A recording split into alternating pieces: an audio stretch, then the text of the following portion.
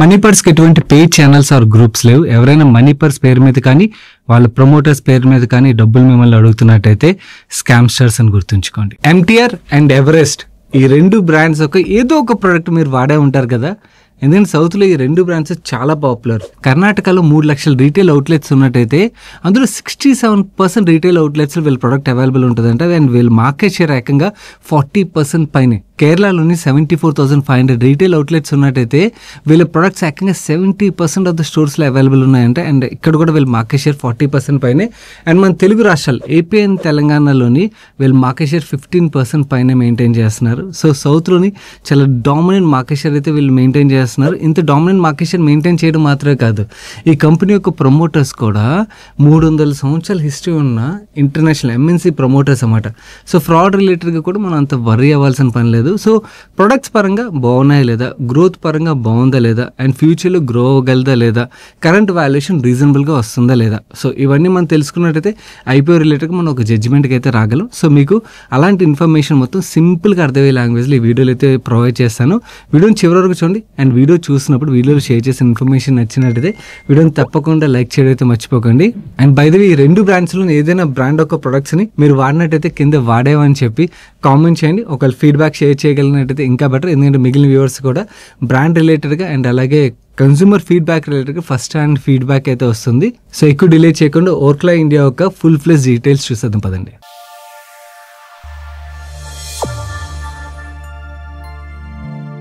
ముందుగా కంపెనీ యొక్క హిస్టరీతో స్టార్ట్ చేద్దాం. ఇయర్ 1996లో ఎంటీఆర్ ఫుడ్స్ లిమిటెడ్ అని చెప్పి ఈ కంపెనీని అయితే స్టార్ట్ చేశారు. అండ్ ఇయర్ 2007లోని ఓర్క్లా అనే నార్వే బేస్డ్ కంపెనీ. ఇది 300 years ఓల్డ్ హిస్టరీ ఉన్న ఈ కంపెనీ. వీళ్ళు ఈ కంపెనీని అయితే ఎక్వైర్ చేసుకున్నారు. రెడీ టు కుక్ ఏవైతే సెగ్మెంట్ ఉన్నదో ఫ్యూచర్లో బాగా గ్రో అవుతుందని చెప్పి మార్కెట్ మొత్తం యాంటిసిపేట్ చేస్తుంది కదా, ఆ సెగ్మెంట్లో కూడా వీళ్ళ ప్రొడక్ట్స్ అయితే ఉన్నాయన్నమాట. కరెంట్లీ వీళ్ళకి స్పైసెస్ నుంచి 66% రెవెన్యూ వస్తుంది. అండ్ ఈ కన్వీనియన్స్ ఫుడ్ సెగ్మెంట్ నుంచి వీళ్ళకి 33% రెవెన్యూ కంట్రిబ్యూషన్ అయితే వస్తుంది. ఈ స్పైసెస్లో కూడా వీళ్ళు pure spices and blended spices రెండు రకాలు ఆఫర్ చేస్తారు. ప్యూర్ స్పైసెస్ అంటే మనకి చిల్లీ, టర్మరిక్ ఇలాంటివి ఉంటాయి చూడండి, అవన్నీ కూడా ప్యూర్ స్పైసెస్ సెగ్మెంట్లో వస్తుంది. దెన్ మనకి బ్లెండెడ్ స్పైసెస్ ఏవైతే ఉంటాయి అంటే మసాలాస్ ఏవైతే ఉంటాయి, సాంబార్ మసాలా, ఇలాంటి చికెన్ మసాలా ఇలాంటివి ఉంటాయి కదా, సో ఇవన్నీ బ్లెండెడ్ స్పైసెస్లోకి వస్తాయి అన్నమాట. నార్మల్లీ ప్యూర్ స్పైసెస్ కన్నా కూడా బ్లెండెడ్ స్పైసెస్ సెగ్మెంట్ ఏదైతే ఉన్నదో ఇక్కడ మార్జిన్స్ ఎక్కువ ఉంటాయి. అండ్ ఈ సెగ్మెంట్లో వీళ్ళ బ్రాండ్స్ విషయంకి వచ్చేసరికి ఎంటీఆర్ అండ్ కొత్తగా వీళ్ళు జాన్ 2025లోనే ఓక్ అండ్ రోల్ అని చెప్పి ఒక కొత్త బ్రాండ్ కూడా లాంచ్ చేస్తారు ఈ సెగ్మెంట్లో. అండ్ వీళ్ళు మార్కెట్ షేర్ రిలేటెడ్ మీకు ఇంట్రోలో చెప్పాను కదా, కర్ణాటక, కేరళలోని వీళ్ళకి డామినెంట్ మార్కెట్ షేర్ అయితే ఉన్నది. ప్యూర్ స్పైసెస్లో ఎంత ఉన్నది, బ్లెండెడ్ స్పైసెస్లో ఎంత ఉన్నదని మీకు ఇక్కడ స్క్రీన్ మీద చూపిస్తున్నాను. అండ్ మన ఏపీ అండ్ తెలంగాణలోనే వీళ్ళకి 15% మార్కెట్ షేర్ అయితే ఉన్నది. ఓవరాల్గా సౌత్లో అయితే మాత్రం వీళ్ళకి చాలా మంచి మార్కెట్ షేర్ ఉన్నది. అండ్ ఇన్ఫాక్ట్ సౌత్లో మనం స్పైసెస్ ఎక్కువగా తింటాం కదా, సో అందుకే నార్త్లో కన్నా కూడా వీళ్ళు ఫోకస్ కూడా ఎక్కువగా సౌత్ మార్కెట్ మీద ఉన్నట్టుగా మేనేజ్మెంట్ కూడా కామెంట్ చేస్తున్నారు. నెక్స్ట్ వీళ్ళ ఈస్టర్న్ బ్రాండ్ ఏదైతే ఉన్నదో మన డొమెస్టిక్ మార్కెట్లో మాత్రమే కాకుండా మన ఇండియా నుంచి బ్రాండెడ్ స్పైసెస్ ఎక్స్పోర్ట్స్లోని ఇది లార్జెస్ట్ బ్రాండ్గా అయితే చెప్తున్నారు. నో వీళ్ళ second segment convenience food segment విషయంకి వచ్చేసరికి ఇక్కడ వీళ్ళు వర్మిసెల్లి సెల్ చేస్తారు. అండ్ అలాగే ready to eat, ready to cook సెగ్మెంట్లో కూడా వేరియస్ ప్రొడక్ట్స్ ఆఫర్ చేస్తారు. మనం ఎగ్జాంపుల్గా మాట్లాడుకుంటే రెడీ టు కుక్ సెగ్మెంట్లోని వీళ్ళు గులాబ్ జామున్ మిక్స్ అండ్ అలాగే చూసినట్టయితే బ్యాచిలర్స్ అవ్వచ్చు, లేకపోతే టైం లేక ఈవెన్ ఫ్యామిలీస్ అవ్వచ్చు, వాళ్ళు మొత్తం ఫుడ్ రిలేటెడ్ ప్రాసెస్ మొత్తం చేయాలంటే వాళ్ళకి కష్టం అవుతుందని చెప్పి ఆల్రెడీ రెడీగా అవైలబుల్ ఉన్న ఏవైతే ప్యాకెట్స్ ఉంటే వాటిని తీసుకొచ్చి వేడి నీళ్ళలోని వేసేసినట్టయితే త్వరగా అయిపోతాయి కదా. లైక్ మనకి 3 minutes మ్యాగీ అని, 3 minutes poha, 3 minutes upma, dosa mix and అలాగే రవ్వ ఇడ్లీ మిక్స్, బిసిబెల్లి బాత్, ఇలాంటి వేరియస్ రెడీ టు కుక్ సెగ్మెంట్లో ప్రొడక్ట్స్ ఆఫర్ చేస్తారు వీళ్ళ ఎంటీఆర్, ఈస్టర్న్ అండ్ అలాగే రొసై మ్యాజిక్ అని చెప్పి వీళ్ళకి ఇంకో బ్రాండ్ ఉన్నది. అండ్ కొత్తగా లాంచ్ చేసిన ఓక్ అండ్ రోల్ అన్న బ్రాండ్ ఏదైతే ఉన్నదో ఈ బ్రాండ్ ద్వారా ఈ రెడీ టు కుక్ సెగ్మెంట్లో వేరియస్ ప్రొడక్ట్స్ ఆఫర్ చేస్తారు. నా coming to ready to eat segment, ఈ సెగ్మెంట్ కూడా చాలా బాగా గ్రో అవుతుంది. మనం చూసినట్టయితే ఎక్కడికి వెళ్ళినా మీరు పరాటా తింటే వాళ్ళు ఫ్రెష్గా పరాటా అయితే చేయట్లేదు, ఐడి పరాటా ఏదైతే ఉంటుందో అది తీస్తున్నారు, వేడి చేస్తున్నారు, మనకి వేసేస్తున్నారు. ఓకే, ఆ సెగ్మెంట్ యాక్చువల్లీ ఫాస్ట్గా గ్రో అవుతుంది. ఇందులో వీళ్ళు ఆ పరాటాస్ అవ్వచ్చు, పన్నీర్ బటర్ మసాలా అవ్వచ్చు, దాల్ మక్కనీ అవ్వచ్చు, చెన్నా మసాలా, ఇలాంటి వేరియస్ ప్రొడక్ట్స్ అయితే వీళ్ళు సెల్ చేస్తారు. ఇక్కడ ఎంటీఆర్ బ్రాండ్ పేరు మీద వీళ్ళు ప్రొడక్ట్స్ అయితే సెల్ చేస్తారన్నమాట. అండ్ ఈ ready to cook and ready to eat segment ఏదైతే ఉన్నదో ఇక్కడ యాక్చువల్లీ మిగిలిన బ్రాండ్స్ అని ఇప్పుడు ఫోకస్ చేయడం స్టార్ట్ చేశాయి కదా ఇక్కడ, ఎందుకంటే బిజినెస్ బాగా గ్రో అవుతుందని. వీళ్ళు ఆల్రెడీ ఈ సెగ్మెంట్లోని 18.6% మార్కెట్ షేర్ అయితే హోల్డ్ చేస్తున్నారని చెప్తున్నారు. సో ఫస్ట్ మూవర్ అడ్వాంటేజ్ అయితే వీళ్ళకి దొరుకుతున్నట్టుగా, ఎందుకంటే మార్కెట్ షేర్ బట్టి అయితే మనకు అర్థమవుతుంది. అండ్ వీళ్ళకి spices and convenient food segment మాత్రమే కాకుండా అదర్స్ అని చెప్పి ఇక్కడ వేరే అదర్ ప్రొడక్ట్స్ కూడా మనకి బెవరేజెస్ లైక్ కాఫీ అవ్వచ్చు, లేదా బాదం మిల్క్ డ్రింక్స్ అవ్వచ్చు, ఇలాంటి వేరే అదర్ ప్రొడక్ట్స్ ఇక్కడ స్క్రీన్ మీద చూపిస్తున్నాను చూడండి. ఈ ప్రొడక్ట్స్ అన్ని కూడా వీళ్ళు ఆఫర్ చేస్తారు. And spices and convenience food సెగ్మెంట్లోని మన కంట్రీలోనే యాజ్ పర్ రెవెన్యూ మనం చూసినట్టయితే వీళ్ళు టాప్ 4లో అయితే ఉన్నారు. కరెంట్లీ వీళ్ళకి 400 ప్రొడక్ట్స్ ఉన్నట్టుగా ఎవ్రీడే యావరేజ్గా 2 to 3 మిలియన్ యూనిట్స్ వీళ్ళు సెల్ చేస్తున్నట్టుగా అయితే చెప్తున్నారు. అండ్ వీళ్ళ డిస్ట్రిబ్యూషన్ నెట్వర్క్ ఎంత ఉన్నది అన్నది మీకు ఇక్కడ స్క్రీన్ మీద చూపిస్తున్నాను. అండ్ కర్ణాటక, కేరళలో వీళ్ళకి డామినెంట్ మార్కెట్ షేర్ ఉన్నది కదా.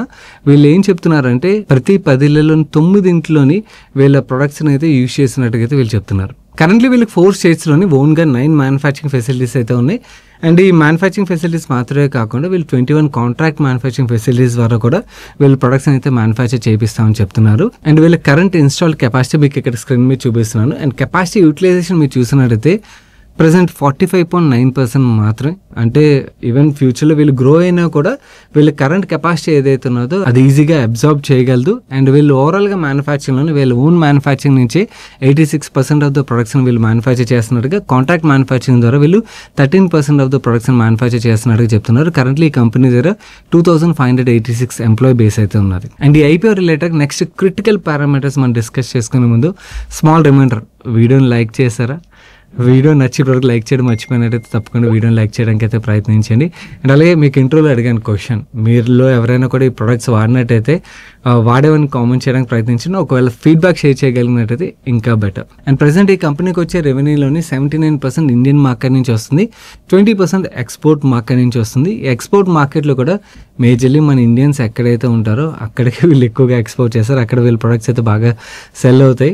And Indian branded spices exports వీళ్ళకి 22.2% మార్కెట్ షేర్ ఉన్నట్టుగా చెప్తున్నారు. అండ్ కమింగ్ టు మేనేజ్మెంట్ విషయంకి వచ్చేసరికి ఎంఎన్సీ కంపెనీ ఓన్ చేసిన కంపెనీ కదా, కంప్లీట్లీ మనకి ప్రొఫెషనల్ మేనేజ్మెంట్ అయితే కనబడతారు, చాలా ఎక్స్పీరియన్స్ పీపుల్.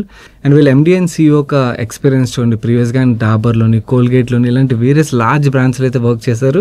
ఈవెన్ సిఎఫ్ఓ అవ్వచ్చు, టాప్ మేనేజ్మెంట్ ఎవరైతే ఉన్నారో వీళ్ళందరికీ కూడా ప్రీవియస్గా చాలా పెద్ద పెద్ద కంపెనీస్లో వర్క్ చేసిన ఎక్స్పీరియన్స్ అయితే ఉన్నది. And professional management and current share holding pattern ఏదైతే ఉన్నదో అది ఇక్కడ స్క్రీన్ మీద మీకు చూపిస్తున్నాను. అండ్ వీళ్ళు ఫైనాన్షియల్స్ విషయంకి వచ్చేసరికి ముందుగా బ్యాలెన్స్ షీట్ గురించి మాట్లాడుకున్నట్టయితే వీళ్ళ బ్యాలెన్స్ షీట్లో 2537 crores ఈక్విటీ అయితే ఉన్నది.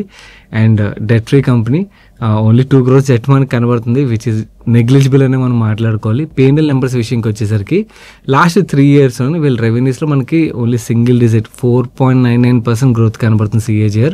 దానికి మేజర్గా రీజన్ మేనేజ్మెంట్ ఏం చెప్తున్నారంటే ఏవైతే స్పైసెస్ ఒక ప్రైజులు పెరిగాయో ఆ ప్రైజులు పెరగగానే వీళ్ళు కన్జ్యూమర్కి పాస్ ఆన్ చేసినట్టుగా, సో కన్జ్యూమర్ వీళ్ళు ఎప్పుడైతే పాస్ ఆన్ చేశారో ఆటోమేటిక్గా ఏమైంది, వీళ్ళ ప్రొడక్ట్స్ కన్నా కూడా ఎవరైతే పాస్ ఆన్ చేయలేదు వాళ్ళ ప్రొడక్ట్స్ సెల్ అయినట్టుగా, దానివల్ల వీళ్ళ సేల్స్ మీద కొంచెం వరకు ఇంపాక్ట్ పడినట్టుగా అయితే మేనేజ్మెంట్ కామెంట్ చేస్తున్నారు. అండ్ గోయింగ్ హెడ్ ఏమవుతుందంటే వాళ్ళు లాసెస్లో అయితే అమ్మలేరు కదా, సో ఆటోమేటిక్ వాళ్ళు ప్రైజెస్ పెంచినప్పుడు మా బ్రాండ్ పవర్ ఏదైతే దాంతో వీ కెన్ రీకూప్ అని అయితే మేనేజ్మెంట్ కామెంట్ చేస్తున్నారు. కమింగ్ టు వీళ్ళు ఆపరేటింగ్ ఎబిటా విషయంకి వచ్చేసరికి ఈ 3 year ఫైనాన్షియల్ డేటా ఏదైతే మనకు షేర్ చేశారు దాంట్లో 12% గ్రోత్ అయితే మనకు కనబడుతుంది. అండ్ మార్జిన్స్ విషయంకి వచ్చేసరికి లాస్ట్ ఇయర్ వీళ్ళు 16% మార్జిన్ అయితే జనరేట్ చేశారు. బట్ 14 to 16% మధ్యలో అయితే మనం మార్జిన్ చూడొచ్చు లాస్ట్ 3 years డేటా బట్టి అయితే మనకు అర్థమవుతుంది. అండ్ ప్యాట్ విషయంకి వచ్చేసరికి 3 year పీరియడ్లో మనకి ప్యాట్లో గ్రోత్ అయితే కనబడలేదు, బట్ క్యాష్ ఫ్లోస్ అయితే మాత్రం బాగా మంచి క్యాష్ ఫ్లోస్ జనరేట్ చేసిన కంపెనీ ఇది. అండ్ ఐపీఓ డీటెయిల్స్ విషయంకి వచ్చేసరికి issue size 1667 crores, completely OFS. ఎందుకంటే వీళ్ళకి అసలు డబ్బులు అవసరం లేదు, ఎందుకంటే ఆల్రెడీ ఉన్న ఫ్యాక్టరీస్ ఏవైతున్నాయో 46% కెపాసిటీ యూటిలైజేషన్తోనే రన్ అవుతున్నాయి. అండ్ ఈవెన్ కంపెనీ కూడా చాలా మంచి క్యాష్ జనరేట్ చేస్తుంది, బ్యాలెన్స్ షీట్లో డెట్ కూడా లేదు. సో ఎవరైతే ఎగ్జిస్టింగ్ ప్రమోటర్ ఉన్నారో ప్రమోటర్కి వీళ్ళు ఈ ఐపీఓ ద్వారా ఎగ్జిట్ ఇస్తున్నట్టుగా అయితే మనకు అర్థమవుతుంది. అండ్ ఈ షేర్ ఒక ఫేస్ వాల్యూ ₹1 per share. వీళ్ళు ఐపీఓలో కోట్ చేసిన ప్రైస్ బ్యాండ్ చూసినట్టయితే ₹695 నుంచి ₹730 మధ్యలో ప్రైస్ బ్యాండ్ అయితే ఫిక్స్ చేశారు. 730 ప్రైస్ ఆధారంగా చూసినట్టయితే ఈ కంపెనీని 10,000 crores వాల్యూ చేసినట్టుగా మనకు అర్థమవుతుంది. మనం ఐపీఓలో పార్టిసిపేట్ చేయాలంటే మినిమం 20 షేర్స్కి అయితే అప్లై చేయాల్సి ఉంటుంది. అండ్ 20 మల్టిపుల్స్లో అయితే మనం పార్టిసిపేట్ చేయాల్సి ఉంటుంది. మిగిలిన బేసిక్ డీటెయిల్స్ మీరు ఇక్కడ స్క్రీన్ మీద చూడొచ్చు. ఐపీఓ ఈ రోజు 29th రోజున ఓపెన్ అయ్యి 31st రోజున క్లోజ్ అవుతుంది. మిగిలిన 10 days మీరు ఇక్కడ స్క్రీన్ మీద చూడొచ్చు. అలాట్మెంట్ ప్రయారిటీ విషయంకి వచ్చారు QABS 50%, NIS 15%, రీటైల్కి 35% కోటా ఇచ్చారు. Now the critical parameters, return ratios and అలాగే వాల్యుయేషన్స్. పియర్ కంపారిజన్లో వీళ్ళు టాటా కన్జ్యూమర్తో కంపేర్ చేస్తున్నారు, కానీ మనం లైక్ టు లైక్ కంపారిజన్ అనుకోలేం. Tata consumer has much more wider product range వీళ్ళతో కంపేర్ చేసినట్టయితే. సో వీళ్ళు ఆర్హెచ్పిలో పియర్ కంపారిజన్ ఇచ్చారు కాబట్టి మీకు స్క్రీన్ మీద చూపిస్తున్నాను, బట్ ఈ కంపారిజన్ డేటా బట్టి అయితే వెళ్ళొద్దు. వీళ్ళు జనరేట్ చేసిన రిటర్న్ రేషియోస్ విషయంకి వచ్చేసరికి 10.08% ROE, 32.7% ROC అయితే వీళ్ళు జనరేట్ చేస్తున్నారు. అండ్ ఈ ఐపీఓని వీళ్ళు కోట్ చేసిన వాల్యుయేషన్ విషయంకి వచ్చేసరికి 39 times price to earning multiple అయితే కోట్ చేస్తున్నారు, which is definitely not cheap. But consumer బ్రాండ్స్తో మనం కంపేర్ చేసినట్టయితే మాత్రం రీజనబుల్గానే కోట్ చేస్తున్నట్టయితే మనం అర్థం చేసుకోవచ్చు.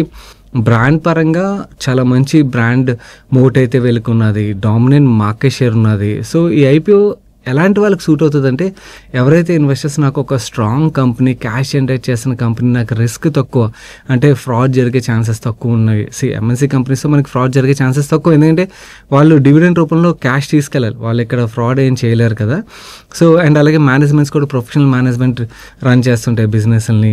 సో అలాంటి హై క్వాలిటీ కంపెనీస్లో నేను ఇన్వెస్ట్ చేయాలనుకున్నాను, నాకు రిస్క్ వద్దు, ఎందుకంటే సిక్లికల్ రిస్క్ అండ్ అలాగే వేరియస్ రిస్క్లు అయితే మార్కెట్లో ఉంటాయి కదా, అలాంటి రిస్క్లు వద్దు అనుకున్న వాళ్ళకి ఇలాంటి కంపెనీస్ పర్ఫెక్ట్గా సెట్ అవుతాయి. అదే అలా కాదు, నేను డిఫెన్స్లో ఇన్వెస్ట్ చేస్తా, పవర్లో ఇన్వెస్ట్ చేస్తా, నాకు 1 yearలో 30, 40, 50% కైండ్ ఆఫ్ గ్రోత్లు కావాలనుకున్నట్టయితే మాత్రం దెన్ ఇలాంటి బ్రాండ్స్ కాదు, ఇవి consistent compounder kind of companies అవుతాయి. సో దీన్ని బట్టి మీరు డెసిషన్ అయితే తీసుకోండి. ఇది ఈ ఐపీఓ రిలేటెడ్ మీకు షేర్ చేయాలనుకున్న కంప్లీట్ ఇన్ఫర్మేషన్ గైస్. వీడియో నచ్చి ఇప్పుడు లైక్ చేయనట్టయితే, వీడియో లైక్ చేస్తే మీ ఫ్రెండ్స్ అండ్ ఫ్యామిలీకి హెల్ప్ఫుల్ అవుతుందంటే వాళ్ళకి షేర్ చేయడం అయితే మర్చిపోకండి. అండ్ ఛానల్కి ఇదే ఫస్ట్ టైం వచ్చినట్టయితే మన మనీ పర్స్ ఛానల్ సబ్స్క్రైబ్ చేసి పక్కన బెల్ ఐకాన్లో ఆల్ నోటిఫికేషన్స్ యాక్టివేట్ చేసుకోండి. నేను సాయి కృష్ణ పత్రి మరొక మంచి వీడియోతో మీ ముందుకు వస్తాను. Till then bye, take care.